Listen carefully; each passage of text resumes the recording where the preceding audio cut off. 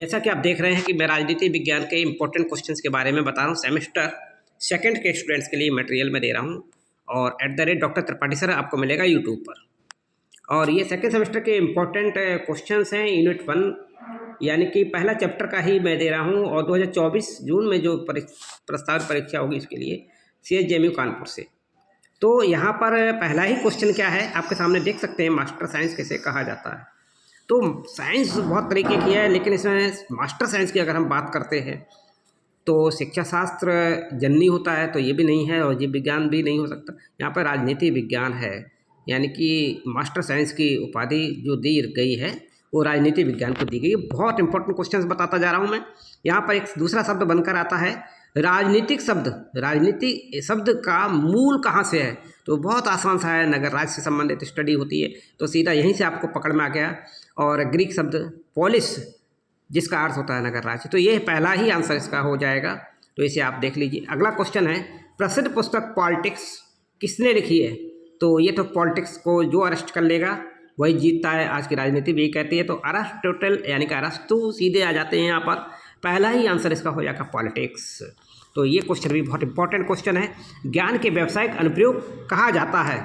ज्ञान के अगर हम व्यवहारिक प्रयोगों को देखते हैं, अनुप्रयोगों को देखते हैं, सॉरी, तो ज्ञान के व्यवहारिक अनुप्रयोगों को अगर हम देखते हैं तो वो कहा जाता है अनुप्रयोग की बात हम कर रहे हैं, तो यहाँ पर कला आ जाएगा। ठीक है, वह विधि जो हाल ही में प्रासंगिक, यानी कि एक विधि ऐसी हो गई है जो राजनीतिक मुद्दे होते हैं तो वहाँ सबसे ज़्यादा प्रयोग किया जाता है।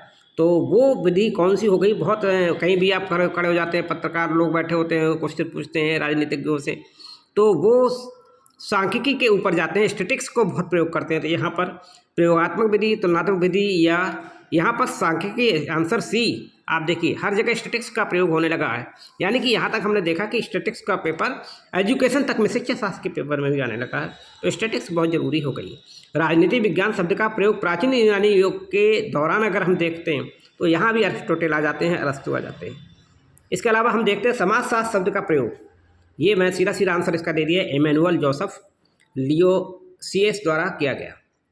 इसे आपको समझ लीजिए थोड़ा सा, इमैनुअल जोसेफ लियोसियस को रट लीजिए। सुकरात एक यूनानी क्या थे? तो भैया सीधी सी बात है, इनको सभी जानते हैं कि सुकरात एक यूनानी दार्शनिक थे। और राजनीति विज्ञान के जनक किसे कहते हैं? तो फादर ऑफ पॉलिटिक्स, तो सीधी सी बात है अरिस्टोटल हैं, तो अरस्तु हो गए। किसने कहा मनुष्य एक राजनीतिक पशु है? ये बात भी बहुत इंपॉर्टेंट क्वेश्चन कही है, किसने कहा ये समझना है। तो ये कहने वाला कौन है? ये आप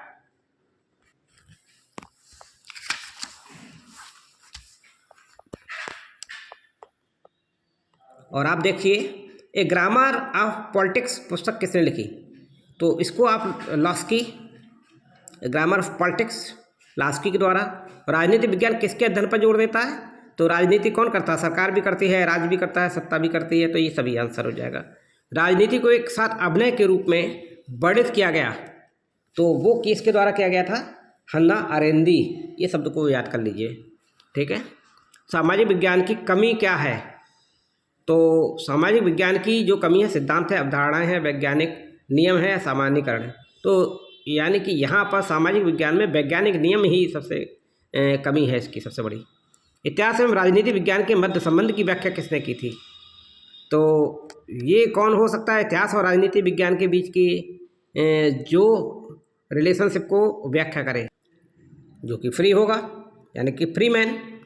तो ये आपको समझ में आ गया होगा। तो बने रहे doctor Tripathi sir, good luck. और इसी तरीके से सारे क्वेश्चनों के, सारे सब्जेक्टों के, सभी टॉपिक्स के हिसाब से आपको एक एक करके मिलते जाएंगे @ त्रिपाठी सर और यूट्यूब।